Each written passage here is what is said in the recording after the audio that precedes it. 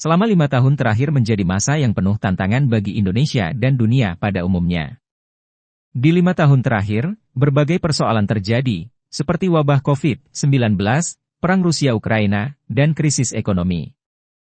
Meskipun menghadapi tantangan, Presiden Joko Widodo dalam pidatonya di pembukaan Rapat Kerja Nasional, Rakernas, 16 Asosiasi Pemerintah Kabupaten seluruh Indonesia, Rabu 10 Juli 2024, memaparkan bahwa Indonesia berhasil meraih berbagai capaian di tengah beragam tantangan global.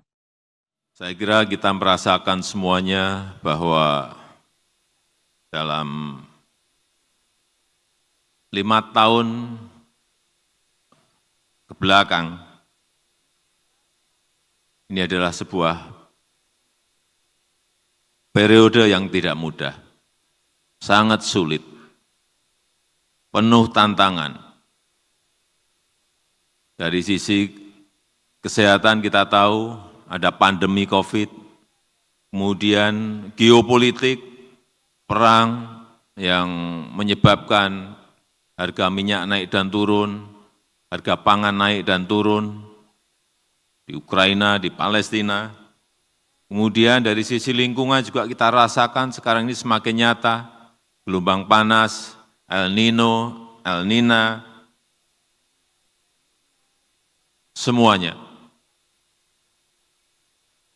Ini menyebabkan banyak sekali, baik krisis kesehatan, krisis ekonomi, krisis pangan, krisis keuangan, dan kemanusiaan. Tapi kita patut bersyukur bahwa negara kita mampu bertahan dari hambatan-hambatan, tantangan-tantangan yang ada.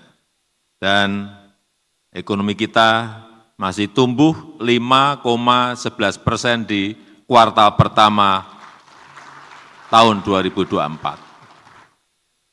Sangat sulit sekarang ini negara-negara bertahan dengan growth di atas 5%. Coba nanti Bapak Ibu cek negara-negara lain angkanya seperti apa. Dan juga inflasi yang bisa kita kendalikan terakhir di bulan Juni 2,5%. Inflasi kita, ini berkat Bapak Ibu sekalian yang selalu rapat dengan Mendagri setiap hari Senin, rutin setiap minggu, tapi hasilnya ada.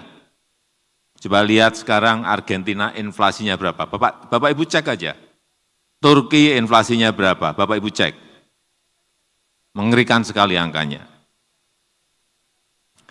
Dan bahkan di masa yang sangat sulit ini, daya saing kita,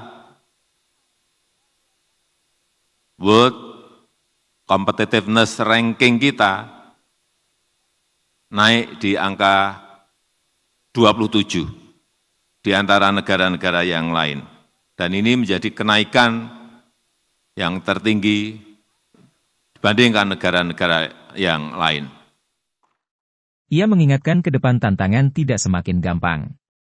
Untuk itu ia menekankan perlunya bersikap adaptif dan melakukan inovasi. Inovasi ini dikatakannya kebanyakan harus berasal dari daerah.